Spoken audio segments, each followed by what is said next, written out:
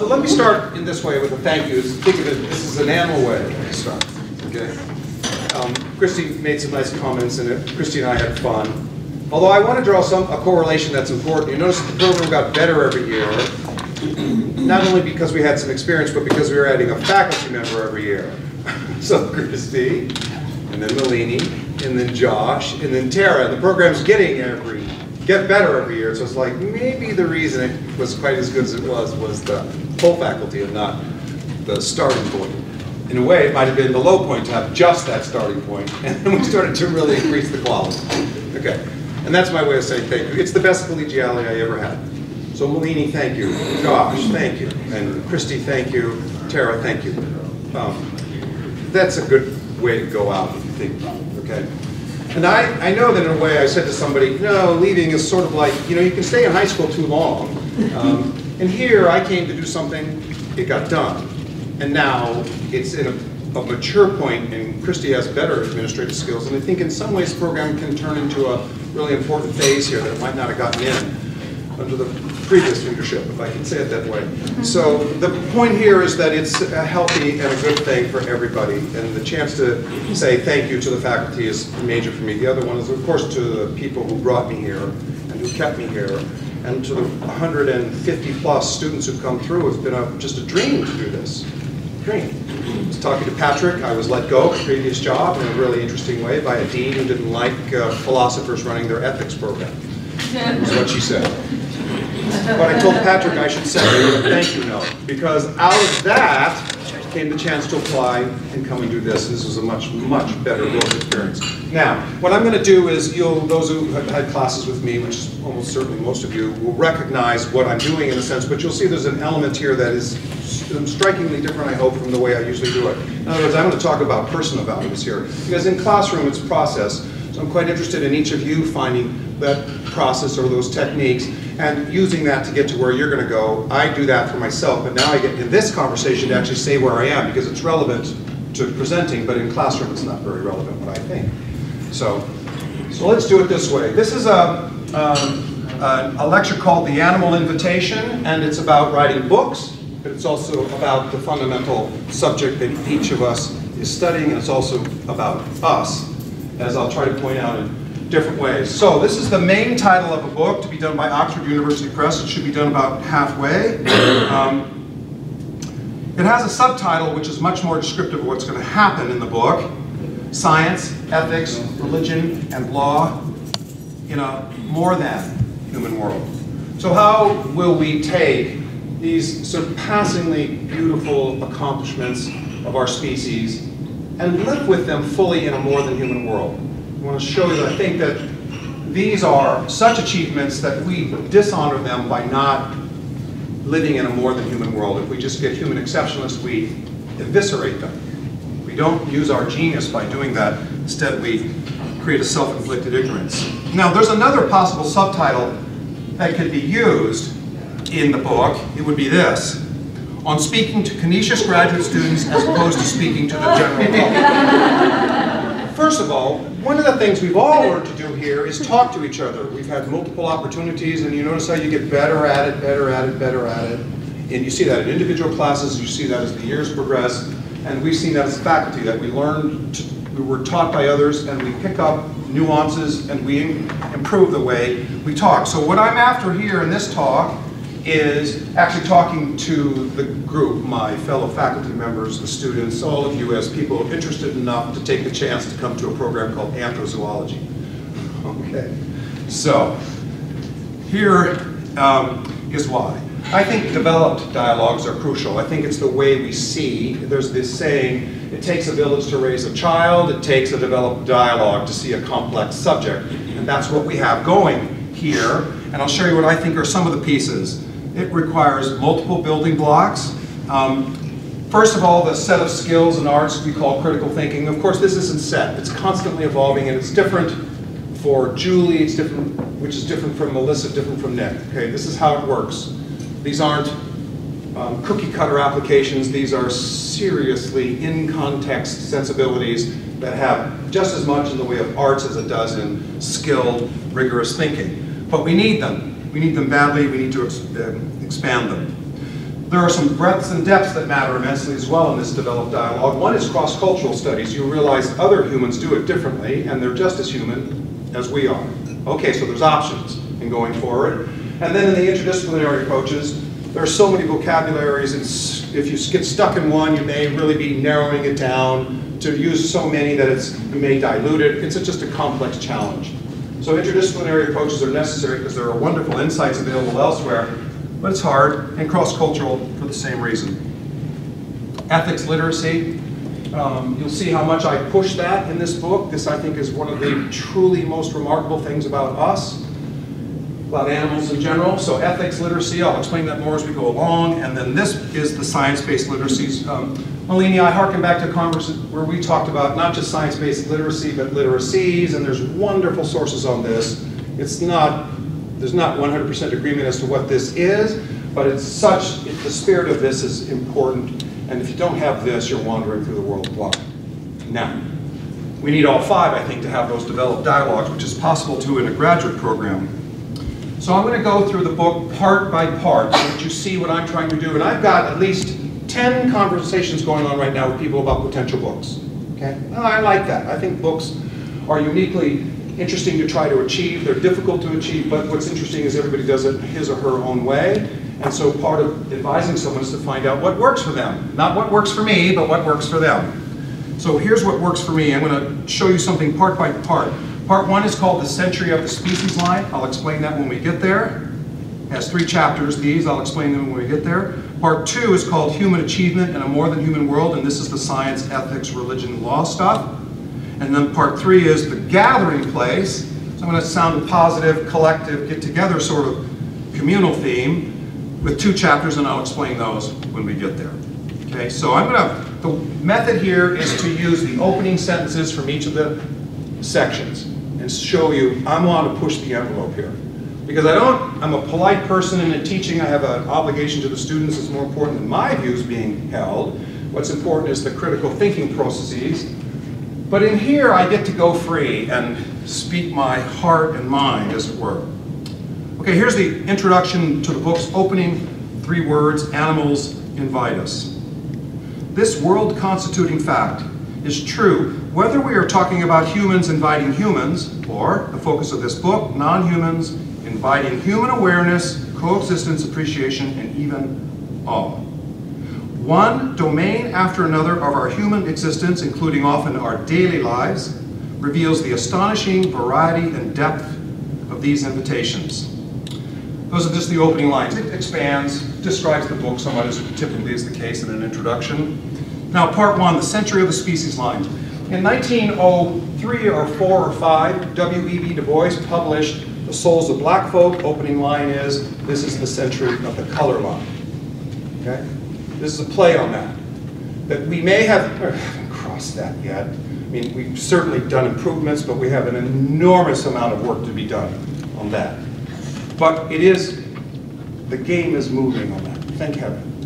We're not yet moving, I think, on the species line. And that's why I think the 21st century has a chance. And my sense is that all kinds of human liberation are completely advanced when we start to look across the species line. Not retarded, but advanced. I don't think of compassion as a zero-sum game. You give some here, you don't have it here. It's not how it works, actually. It's a muscle that as you use it, you get stronger. And I think by virtue of the civil rights advances we've had, we actually see further and better, and we are to start to see some exclusions we still have in place are not good for us, certainly not good for the other living beings. So the century of the species line. In chapter 1, the animals' invitations, I'll tell you what I mean by that term. Number 2 is what's holding the book up. This is about situated knowledges and the making of meaning. Josh has a lot of Merleau-Ponty stuff about embodied perception. When you experience you're in a body that's incredibly situated and powerful animal reality for us. I'm trying to fold that complex topic into this. And then on finishing revolutions, and I'll explain when we get there what I mean. Here are the opening lines. This is part 1's introduction. Human animals live in a fully invitational world. And yet, so many of the individuals in our species' present communities have become far-hearted. I'll explain that term in a second. In this part 1, we underscore how fully invitational our world remains. So, we have some problems. It's still a very invitational world. Far-hearted is a term that comes off some indigenous people in Africa, and what they mean, they have a very hospitable culture. Strangers should be welcomed and shared with. It's a person who lacks generosity, who fails to reciprocate, who hoards wealth for himself, herself, because the far-hearted person does not see a whole. Okay, they don't get it. Why you share. And in a way, we have, as a species, become far-hearted. We don't get that we're in a more than human world. We so obviously are. And we're hurting ourselves and others by failing. These are the opening lines of the introduction. Here's the opening lines of the animal invitations. A human animal swims just beyond the point where ocean waves break onto a coast. Then an epiphany. This is delighted. There are extra chapters here, words here you don't need. This is about an encounter I had with a dolphin back in the 1980s. The encounter has filled my whole being and can be recalled at any later moment with such keenness that I somehow remain squarely in that paradigmatic, defining, identity-conferring encounter. The encounter to this day continues to bring invitations that linger, going far beyond the shared moments in this dolphin's presence. It is as if only distance now separates the two of us. Now this is a big mammal who was probably about 2 at the time. And that's got to be on the order of about 35 years ago. And some cetaceans can live quite a long time. It's quite possible that this cetacean still works in the inshore bottlenose dolphin groups off Huntington Beach. No idea. I don't have any ability to confirm that, so I'm guessing. But the point is, if so, what separates us is just distance. I was stunned at how much the encounter made me realize, oh my gosh, what a wonderfully interesting world we live in. So chapter 2, the situated braid. Again, what's going on here is we're going to talk about the social construction of knowledge. What an intellectual topic. But it is so important to what we do. We make our meaning, we find our meaning. Most of us are meaning followers. Those people we call pioneers are meaning makers in a few domains, but most of their domains, they're meaning followers. This is how it works in human society. And so how do we figure out what's going on with our meaning? What is the truth? What counts as the truth? What is the truth about the more than human world? How does science play in all of this? A very complicated set of questions, but here's the opening line. Every animal is radically situated by place, time, body, and community. It is these essential features of animality that humans share with many non-humans, and it is they that reveal how dysfunctional a denial of our own animality is. So this is, many of you who've had classes with me know, this is something I care about, is going after the fact that we use phrases like humans and animals. This is a serious problem that has created many problems and holds them in place. We'll solve the problems until we start speaking more plainly, as it were. So you're going to see I come up with this. I really go after this. That's in some ways the point of the book, having us learn how to speak as self-accepting animals. Chapter 3, on finishing revolutions, plural. And the 2 revolutions I have in mind here are mentioned in animal studies. One is the humanistic revolution starting in the 13th century, where what was going on is people said, please let us think freely. Stop prescribing dogma to us. Let's think freely. Let us go into the natural world and say what we really think. It's called the humanistic revolution. You can see it got co-opted in now humans only. But the real original meaning of the revolution was to go into the natural world and let us describe the world as it is and not have to say what we inherited. To speak freely, honestly. It's the epitome of what science does today. It's quite a beautiful revolution. I don't think it's quite finished yet. The other, of course, is the scientific revolution. Reclaiming our own animality and thus membership in our more than human community not only furthers 2 crucial revolutions, the ones I just mentioned, that started long ago, but also generates more change, ferment, that sustains earlier revolutions by once again fostering in our own species the valuing of some living beings outside the human species. Anthrozoology's strong point. Thereby, our abilities to care, the root of all ethics, return, they revolve, it's a play on revolutions, they revolve to an ancient vision of humans as capable of nurturing the larger community that constitutes our greater self. I'll suggest to you, looking at other cultures, looking at religions, looking at integrated humans in the society, we're completely aware and hold plenty of wisdom that being part of the larger community is good for us. It is what is so, we can't live without it, but our official public policies, what we'll look at in those 4 big ticket items, have drifted so far away from that wisdom to a place of dysfunction. Part 2, now we're going to go after the 4 big ticket items: science, ethics, religion, law. And in sequence, here are the opening lines. The introduction to this part 2 says, animal, as an English word, is rooted in the Latin word meaning having breath, having soul, a living being. Now think of how opposite it's used today.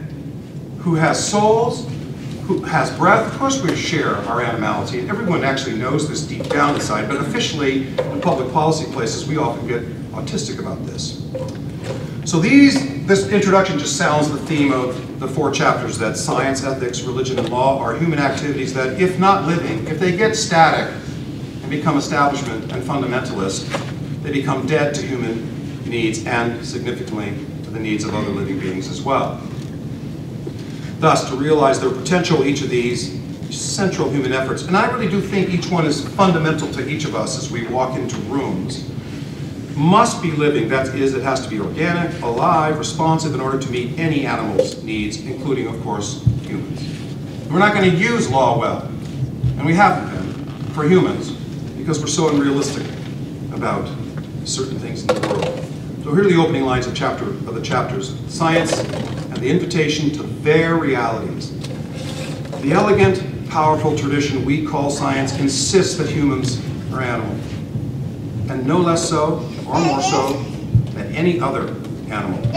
But a large majority of science educators in the 20th century and early 21st century, as a practical matter, have ignored this through teaching students to say humans and animals.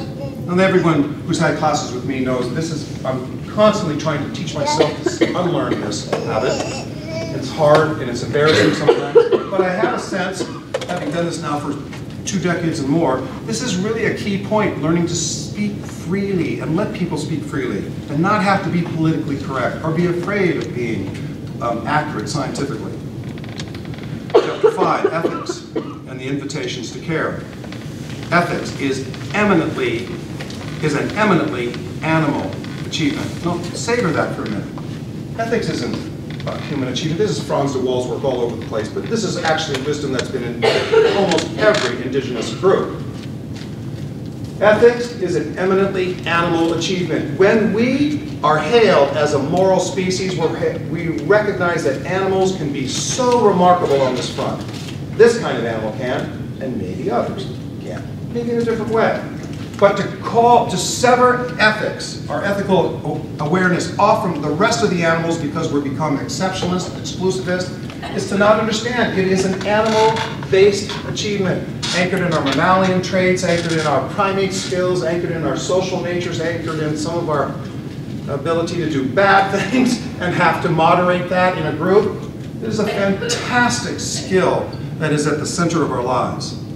And studying this achievement shows in diverse ways how humans at different times and places have pursued and developed a core set of animal skills that comprise human individuals' great capacities to care about others. So for me, an achievement on this front is an animal achievement. It's treated as just the opposite. It's proof that they don't have any abilities when we're one of their community members. Chapter 6 is open line, religion. It's controversial to raise religion because there's a whole group of people who think religion is just completely crazy, foolish, dumb. I've been around religion enough to know that every major group has dumb, foolish people, and religion does. And religion also has extraordinary people as well. And it's a question of finding them and seeing, like all the other human achievements, it's mixed. Here's the opening line. Humans' animality has been noted by every religious tradition, although some have clearly taken it as their core mission, their great work, to deny the animal elements of human life. Now, this is a tragedy. I will suggest to you that religion, which gets into denial of this, will lose contact with our daily lives, lose contact and become irrelevant. We'll do things like insist that our religion be imposed on some foreign people, which case we just harmed them in the extreme, and we also deadened our own religion. Religion has a very bad record on this. It actually has all kinds of critics inside who recognize that and want religion to be the very honest, humble, forthright, personal choice that each of us needs in life. You have to have this. And how someone expresses herself on this is absolutely her business, and it's a question of learning to live with that. My mentors in the study of religion were so gifted at this, so gifted. Both of them deeply Christian people, but they were completely aware that Zen Buddhists had something amazing going on. So do Hindus, so do Muslims. If you find it, it's extraordinary. It's just some people never look, and so they assume that there isn't any such thing, when in fact, go look, and you will find it. Chapter 7, Law. Animality in modern legal systems is, to use a colloquial English phrase, a dirty word. For, as happened in certain mainline institutions of well-known modern religious traditions, legal traditions promote human exceptionalism as a core mission, which is to say, they are in denial of the animal elements of human life. There is no way you can run a responsive legal system and protect only humans. You will absolutely create the kind of chaos we have right now with special interests. So many humans are hurt by law. But my sense is that legal traditions have bought into a completely bad deal by focusing only on humans, and they become somewhat irrelevant and dead. So the reason the animal law tradition has taken off, student demands. Student demands, please give us this. And unfortunately, it has really made a difference. I don't think it's made a fundamental difference yet in law's structure, but the questions are there to be considered. So now, the gathering place. Now we've been through those 4 big ticket items, science, ethics, religion, and law. And now, how do we gather this? How do we make them work together? How do we get the village to raise these children? So chapter 8 is education and other animals, seeing the pluralism. I'll emphasize that in just a minute. And chapter 9 is rewalking the terrain. Okay, we're going back over this and seeing ethics sits at the heart of what we are and do. And part 3's opening lines are these. We dare to hope so that once again we, and especially our children, may know. Now some of you will hear these echoes from some of the materials in 501. Immanuel Kant's famous, he borrowed this phrase from a group, sapere aude, homo sapiens, to know. Aude means to be audacious, to dare, dare. And it really means dare use your own reasoning. Think of how relevant that is to critical thinking, to science, to really high quality of anything. So this is the lure here in the introduction to part 3 is to say, take responsibility, be the kind of extraordinary animal that you are by critical thinking, cross-culturally, being aware, and on and on. Chapter 8's opening lines, education and other animals, seeing the pluralism. Focus for a second on the pluralism. What does it mean to see the pluralism in education? Well, watch. Here's an interesting tease. A human committed to critical thinking might read this chapter's title in light of a not so often asked question, how do some big-brained mammals, other than humans, educate their offspring? That's seeing a kind of pluralism. That there is an education going on in the world among very interesting kinds of animals outside our own species. When you think of your work, you've seen this. I got a chance when I was at Oxford to go dive with Denise Herzing off of Florida. And with the spotted dolphins project, she'd been going for 20 years, and we became friends, and you could be underwater. We were underwater for every day for a week.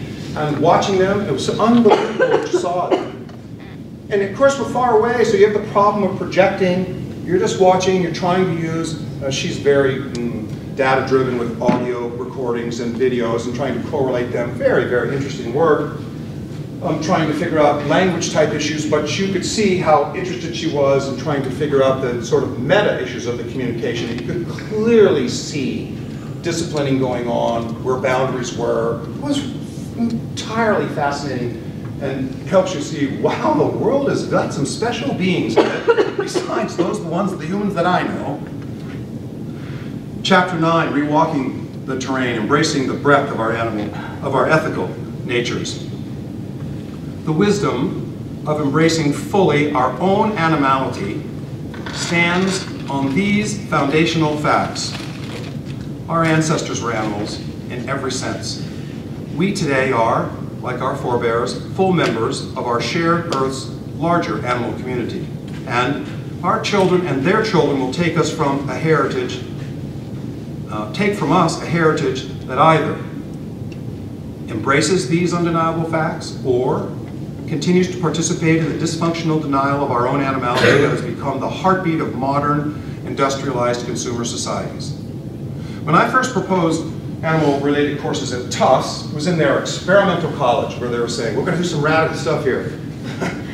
Apparently studying any of the other animals besides us in this sort of values-interested way was considered way too radical. And you know who knocked it down was a biology teacher. God, busted, okay.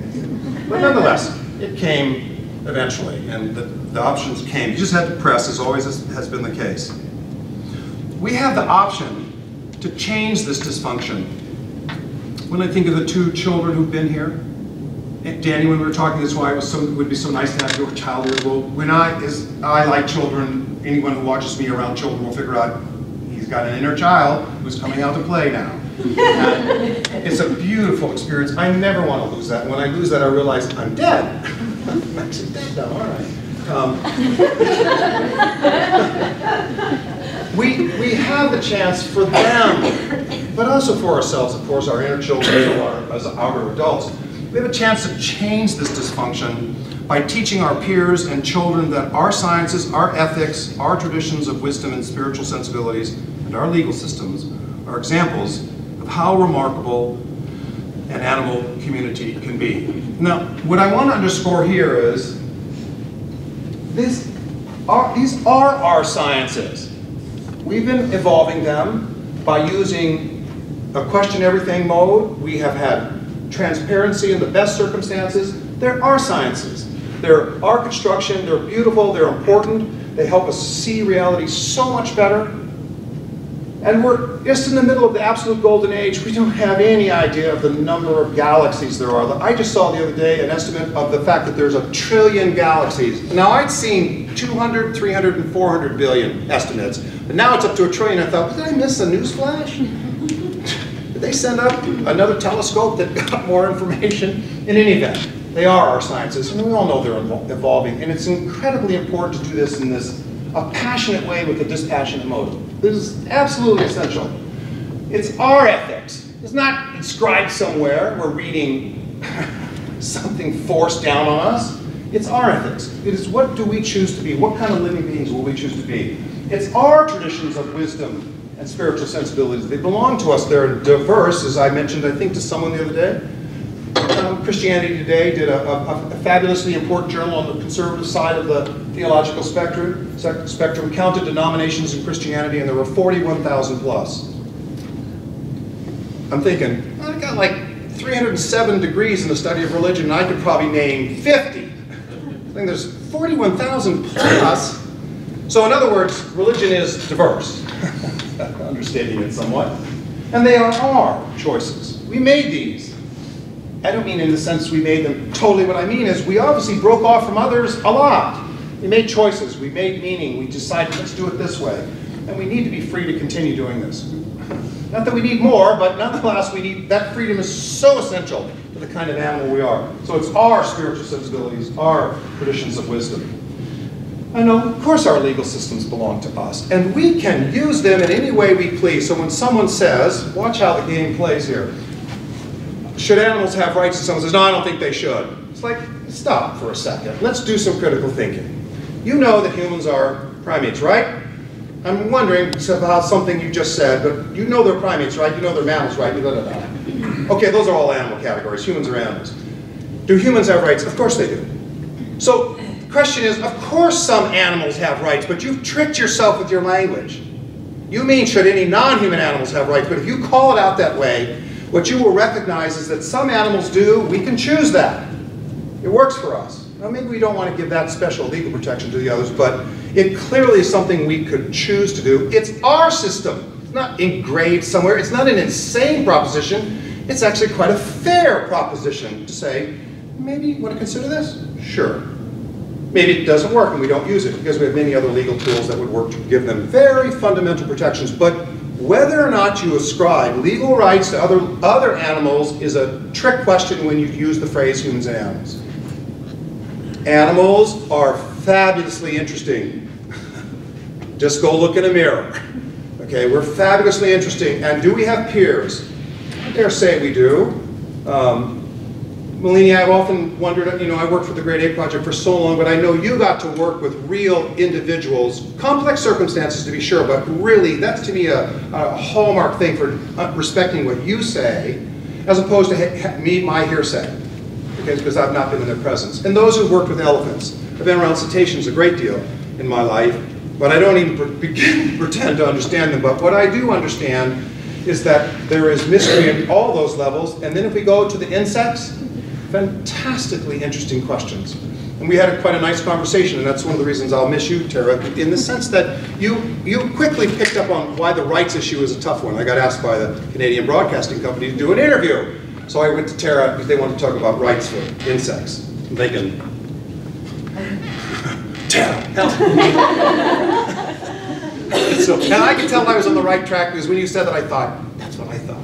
Yeah, okay, good instinct. So the point here is, in the book, towards the end, what we're trying to do is tie these together, but tie them together as ours. Not only as ours, but as true animal achievements. With all the humility and pride that goes with that. And so the conclusion of the book is this. This is the title of the second book I did, A Communion of Subjects, borrowed from a very influential person named Thomas Berry. Life is not, the world is not a collection of objects, it's a communion of subjects. Really interesting notion. That's vague. But it is a kind of compass point to head towards, at least to look for. On animal issues, we are capable of so much more than what is suggested by today's dominant narrative of human exceptionalism. We can unlearn, unframe, unchoose, undo, unmask any narrative that makes us the master species for whose benefit the rest of the earth exists. If we do this, we can recognize that at a fundamental level, the animal invitation calls us back to our true selves. Sharing based on this invitation, done with imagination and humility, nourishes us even as it honors our larger community. You know what? I know the reason that this is a value of mine is because I've watched Josh, and you can see Josh going, I mean, so many of us know this in our bones. That doesn't make it right. The earth seems flat. Probably know that in our bones. Turns out it's not. But if we were together to explore this in an open-hearted way, not far-hearted with regard to other animals, what my sense is, what we will do is have an anthrozoology program in every college because people will go, I love that part of the world. Fortunately, I got the job here, and then I get Christy, I get Melanie, I get Josh, I get Dara, and as colleagues, and we get, remember Christy, we were always so fascinated by the fact that we had an incredibly deep applicant pool. We weren't spending much money, we didn't have any money to spend on advertising. And yet there was an absolute pull for this, and we worked at it, and it worked out really well. So to me, one of the things that is clear is that it really does work for the human community to get in touch with ourselves, to actualize ourselves by transcending this stupid species exceptionalism that we're the only ones that really matter and we get to use them for our luxuries, but rather than be good community members. But really what happens is we really do come home and become more human as we join the larger community and stop with the nonsense about only we're the ones who belong in this larger community. Okay. So that's the new book. Wish me luck in writing it. Okay. Well, questions if you want. I'm sorry, you can see that I have a certain energy for this and that sometimes squashes the questions like, anybody? Questions, observations? Can you see Anzo in this? Yeah. You can see, if anyone who's been through my class, it's like Paul's just rehashing his course material.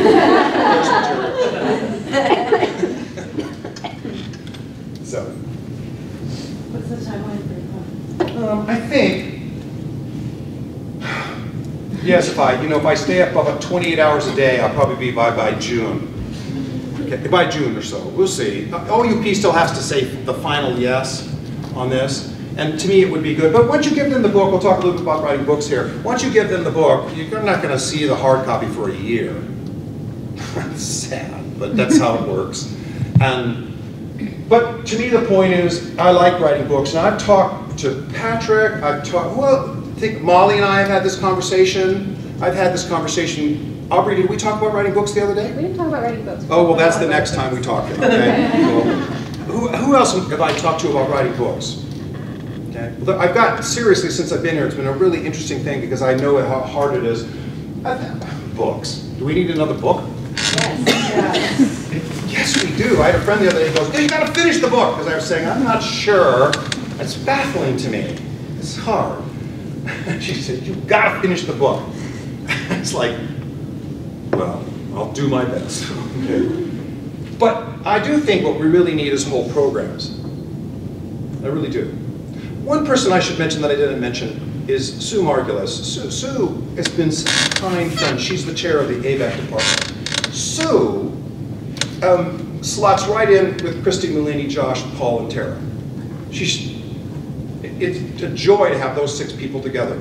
That was it's like being in the Beatles, you know. We really harmonized well, and we had a lot of big hits. The point I'm making is that there are other people on this campus who have really made a difference. Mike Noonan deserves mention because he founded the program. He had the foresight to do that and to give us all this opportunity. And in the sense that we've been able to run with it, I think we've turned it into something that Mike and Sue at the Fountainhead didn't really realize it could be, but it has become that and more, and every one of us is the beneficiary of that. And I think one way for you to pay the program back, not that you have to do that, or for me to pay Canisius back for this lovely opportunity, is to continue to write and try to build off the communal wisdom that accumulates that I can put in my words and sign my name to, but in the acknowledgement say, thank you to my students for all of the wisdom, thank you. So please, if you're interested in talking about books, do talk to me in a way because it's an interesting thing. There are such talent in the program, and writing books is a little vain at times, but also a really, really good way to work things out. I just wanted to say that it was so wonderful taking the intro class with you, and I did just feel this really, like, this great feeling when you called me and said, you know, we want to let you know you've been accepted in the program, and just talking to you, and I was like, oh, I found my people, I found my place, like, yeah, so you're definitely being missed. But can I turn it, why would I be like that? Because I've got the years behind going, look who showed up. Yeah, I could tell from the first year with the people who came, it's like, not that we didn't know this, but you could tell something good. We accepted 35 the first year. Like, so the next year was halved. Because it had to happen because the dynamics weren't there, but we figured it out. So thankfully they didn't sue us for malpractice that first year. But it was a very, very good experience, and I know they had pretty good experience overall, but the people were stunningly interesting. And we continue to get, I particularly like, Marcia, when I called you up, I was hustling her so hard to come. Because what I know is that if you can bring experienced people into Petra, same thing. When you have people who have had really rich experiences and have been living this, and now they're going to learn in a way which really models for others as they go forward. This is an incredibly good thing. I used to tease part of my job is to get out of my graduate students' way. Okay. Walk alongside, but don't pretend for a second that my job is to be the Pied Piper. My job is to sort of turbocharge you each rocketing off in your own directions. You know, that's very much my educational philosophy, so it worked out pretty well. Anything else? A quick comment. Those last 2 bullet points, I think, for me are just huge, and I don't know if I totally got that concept of finding ourselves after a deeper understanding of what's been around us our whole lives until I came here, at least in a clear way. I guess you know much more than I as far as religious background, but to me, I guess I always relate to the Jesuits and particularly Franciscans. That seems very Franciscan to me. And we all struggle so much throughout the world. And I remember even going through ethics going, we haven't even figured ourselves out. Why are we talking about the ends, for God's sake? We need to look inward. But no, that's not probably where the answer is. It's external. It's always been there. And when we get right with that, that's when we can get back to ourselves. Yeah, the wisdom tradition of being able to become more yourself by self-transcending is a piece of wisdom that's in every tradition. You can find it in Taoism, in Hinduism, in Islam, in the Sufis, for example. You can find it in Jewish mystics. You can find it in every form of Christianity, everyone. And I think one of the very finest expressions of this is the Viktor Frankl comment where he did in his book, whatever the most famous book he had was. It's called, he says, self-transcendence is the only path towards self-actualization. You can't become all you can be if all you're doing is focusing on yourself. You don't have a chance. What it means to be a human animal is to be a social animal and not to lose your ego, but to work in a concert with others. This is absolutely essential, and you see it in a program like this. It's living out. And Patrick, you're right. He says, you come here, you see people do it. It's like, okay, so it's not just BS wisdom. It's like, it's a description of the terrain we're crossing as a very effective means of handling it. And I think probably, Melanie and Christy, think about this. I think it's actually quite a good description of science. Science advances in a very communal way and relies on a person having an insight and somebody else being able to look at it from a slightly different angle where it can be adjusted a bit. And you get the iconic people like Newton and Darwin and Einstein who really make a major paradigm shift, but now we continue to nuance that in radically important ways. Science is a truly wonderful human communal effort. And without it, we bump into all kinds of things that we could see if we were just bring science literacies into our lives. I think the program is a Master of Science degree, so it has to have that as its, I don't know if it's its leading edge, it's tied to the leading edge, I think, with ethics. I used to say, scratch an anthrozoology student and she bleeds ethics. Okay. That is a straight out description of who came to the program and their motivation, and it's been a pleasure to teach that, and also sometimes to quell it down a bit and say, come on, there's some other literacies here. Well, as the deep compassion that all of us hopefully have. Anything else? Josh. So I like the metaphor of the animal invitation. I just finished writing a chapter about that animals don't invite us. Okay. Would you want to invite some of us? No. Fair. No, because there's in environmental education and in a lot of post-human education, there's the metaphor that animals are teachers. And I wanted to sort of propose, like, animals sometimes don't care about us at all, and maybe that's a lesson that we need to learn. And so I wonder if you could just speak about the animal invitation as the metaphor, because I think it works on different levels, but on some respects, the damage that we've done to the other animals on the planet, to me, suggests that the invitation maybe is a bit of a quaint.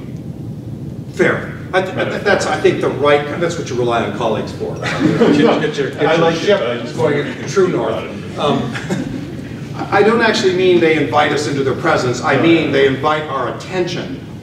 They invite the opposite of dismissing them, as happens in human exceptionalism. They invite our attention. And I think Meg Olmert's work is quite interesting here, where she says, geez, our ancestors were besotted. They dreamed. They were fearful of the predators. They dreamed of joining with animals and becoming as powerful as they were. And eventually we copy, and well, we're pretty efficient over, give us 10,000 years and we're going to excel. and we did. We're fabulous animals, but we are animals. And the skills that we have, we borrowed at certain points, and our emotions are based on physical realities that we share, and we clearly got these abilities from our forebears that we say, no, they're not human. It's like, well, then how do we? So, although we like to say how special humans are, of course we're animals, and everybody knows that in our bones. And I suspect that kind of serial dishonesty, it's actually cowardice in the face of reality to not acknowledge this. It's like, come on! Come on! You can understand so much more about humans if you make this admission, and that we're special animals, and of course we deserve extraordinary protections, which are pretty challenging inside the species line. Throughout the world today. Absolutely challenging. So for me, in a way, I hope that by us becoming better citizens of the larger than human community, we actually learn to protect humans better Because if you're interested in protecting chimpanzees and orcas and elephants, let me introduce you to humans, the ones that are being hurt. These are as fascinating or more so. If you will just notice them, just transcend your self-interest and your privileges and see them for what they really are, you will protect a lot of different, very special animals. I don't mean to sell out the lower level animals like insects. It's a very complex question, but it starts to slip into environmental stuff and conservation and just being responsible citizens in a slightly different way. But honestly, these are the same cloth, just a slightly different sheen as you turn it in the light. So it's, to me, I think in the long term I'm quite positive. Time magazine recently did something called The Optimists. You see this wonderful, wonderful, wonderful recounting of how many things have gone better in the last 200 years. Of course, that's not to deny that there are such bad things that we don't want to start to say. We're content now. It's not anywhere near being content time. But the point is that there are lots of good things happening, one of which is maybe we ought to do a collective thanks. We work in a place that allows us to do what some people think is immoral and insane for us to do, and yet if you come and watch, it would only take a short period of time to realize this is a very high integrity enterprise that has the heartbeat of good education. That's a good thing. Every one of us is a deeply committed educator, and that's what's made the collegiality work, is we all recognize in the other equals. Pretty cool, huh? And really a privilege to do that. And of course, those kinds of, even the Beatles break up. Okay? So, is that good, you guys? We're good to go. Okay, thanks, you guys.